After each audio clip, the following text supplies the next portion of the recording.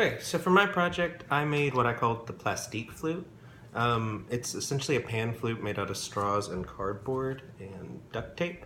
So these are just like glued together in a row. I thought it was gonna be a lot easier than it was because it was like all these like YouTube tutorials were like, oh, you wanna make like a sort of pan flute thing? Here's what you do. Well, it turns out that if you deform the straw at all or like bend the top in, that it changes the note. And if the bottom isn't completely sealed, like if you didn't burn it to where it melted correctly, the note wouldn't be produced. So before I put them on the little mouth board, which is designed to like rest your lip on when you're playing the pan flute, before I designed that, they all had a really nice and crisp note, and I had like over 16 different straws that I was like blowing into to like see which ones had the best quality. And these had the best quality originally, but once you put them on this little mouthboard piece, they kind of lose some of their quality. So like if I like just blow air into it, you can like hear it, like the notes are getting higher and higher. But when you blow it like it's supposed to be played, like how I tested them,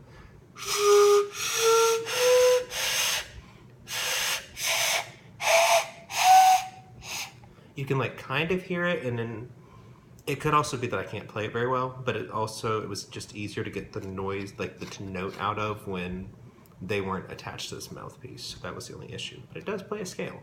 So I don't have a way to show my PowerPoint, so I'm gonna just flip the camera around and just walk through the PowerPoint. So I called this the plastique flute. It really is just effectively a hand flute made out of straws that plays at a lower quality. Its purpose was just being a children's toy, so I thought it'd be like a fun and cheap toy for, that's my cat, excuse my cat, is he down? So it'd be a fun and just like cheap toy, and it would be easily replaced because the pieces are just super cheap. I mean, these straws were probably like a pack of like 24 or something for like $5. So not expensive.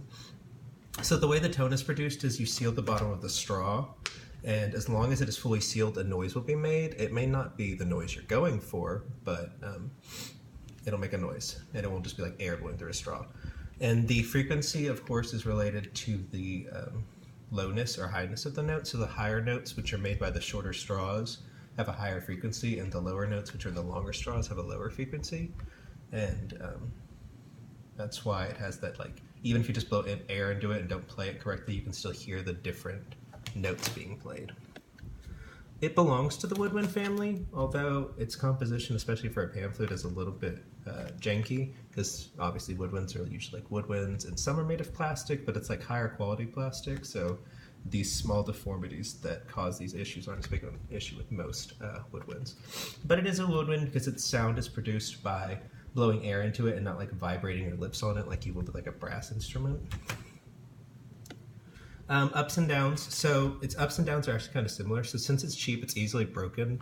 But since it is so cheap, it's easy to replace as well. It's not overly complex, but it does require like some specificity to it, like the length of the straw and like keeping the straws from getting too deformed.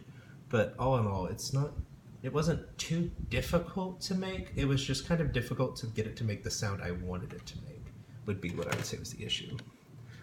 The musical period I would put it in was postmodern because it is, like, you wouldn't see something made out of plastic in a classical era or anything, and you probably wouldn't have even seen it in the 20th century, so this, like, plastic instrument is kind of like since it is a kid's toy, I felt like it just fit in the current era, because it's something you'd see, like, a kid in class fiddling around like that they made in art class or something like that, not something like for a performance. It's just made for fun. That's its whole purpose.